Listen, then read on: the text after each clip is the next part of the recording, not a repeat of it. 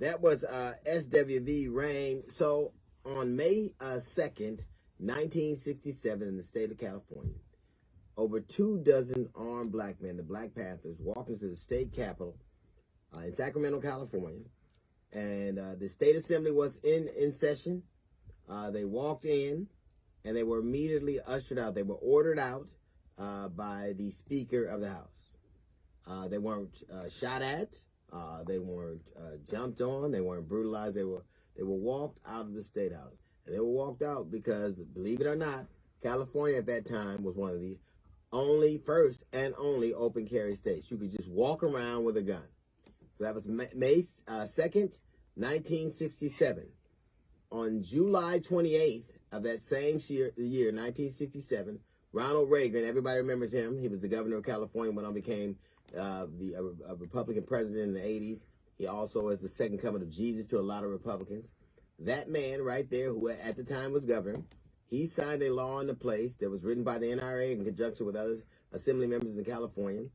It was called the Mulford Act, and it prohibited the open carry of weapons in California without a permit. And it was specifically designed so that the Black Panthers couldn't patrol Oakland. It was called Cop Watch. They would walk around their neighborhood with guns, and I guess this made the cops nervous. And so they passed a law that took those guns away and out of those black men's hands. It was called the Mulford Act. Ronald Reagan signed that into law. The NRA helped him. And there were no arguments about Second Amendment rights. There were no arguments about taking guns away from people. And the NRA and Ronald Reagan, as the governor of California, specifically took guns away from people. Did it specifically. All of the fears, it's coming for your guns. They came for their guns, and they got them. In 1994, Bill Clinton, as president, and part of his crime bill, passed a law banning the sale of assault weapons. And this bill was specifically designed to stop street crimes. It was designed to take these guns out of the hands of young black men.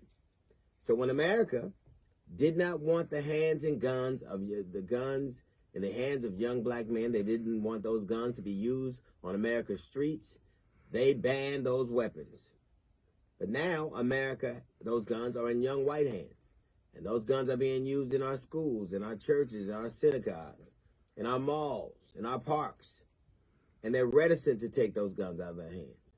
The truth of the matter is, America does not and has never had a gun problem. They do not have a gun problem. They have a problem with who has the guns.